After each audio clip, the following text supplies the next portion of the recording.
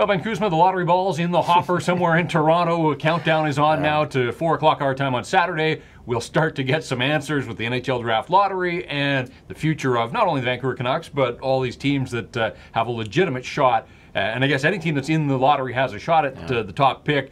Probability isn't in the Canucks' favor, and I know that you've been working on a story that's going to appear in the paper here. What if they don't? I mean, yes, everybody in town wants them to get the first pick and get a shot at Austin Matthews. You have examined the possibility that that's not going to happen, and then what next? What do they do with if they are picking anywhere from second through sixth? Of course, this is Vancouver, Jeff. They're not going to get the first pick. That's just fair enough. That's just the way it is, right? But 2 through 6 is intriguing from a Canucks perspective because talking to Jim Benning the other day, there is such a dire need here for offense. I mean, they were 29th in offense, 27th on the power play.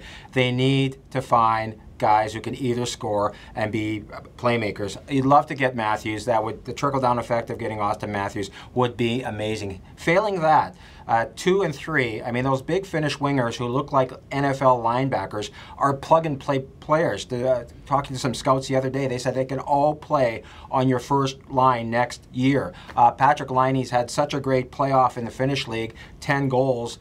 He's kind of gone up the charts in some people's estimations, Jeff, that he might supersede Matthews as the first overall pick. I don't believe that. I think the World Championships in May will kind of give us a better idea when all these players go head-to-head. But in Laine, you've got a gunner. In Jesse Puljujarvi, you've got a more complete player. So in either case, the Canucks are going to get a winger who could play in their first line next season. Suddenly, maybe you're not spending all that money on a right winger in free agency. And the trickle-down effect would be amazing. Do you keep Jannik Hansen? Do you move him because you can afford to move him? Having said that, if we get past that, it's going to get really intriguing because when you talk about the Tkachuks and the Nylanders, you're talking about the bloodlines with Tkachuk.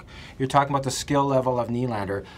Don't discount Dubois from the Quebec League. Jim Benning purposely went to see him play before the Under-18 Worlds. He led the Cape Breton in scoring. He led the league in scoring. 6'2", 205, plays left wing, can play the middle. And you know how the Canucks love their versatility. So that's going to be a really interesting thing if it comes to 4. 5 and 6 is going to depend. If that forward who's there can maybe project as a top 6 player one day, I think the Canucks might still take a forward. But if one of those defensemen sitting there, you know, Big Sergachev from the Ontario League, who's a big stay-at-home defenseman, or Yelovin from London, the playmaker, the puck mover from London, that will be interesting too. But I think right now the one thing we need to keep in focus is the Canucks really need offense, and we'll see how that plays out. Well, the draft lottery comes Saturday, and then a few months down the road, Jim Benning will get to the podium this year in Buffalo, and we'll see who the Vancouver Canucks will select. But we've got to find out where they're selecting first. We'll get that answer this weekend, and we look forward to reading Ben's piece in tomorrow's Province.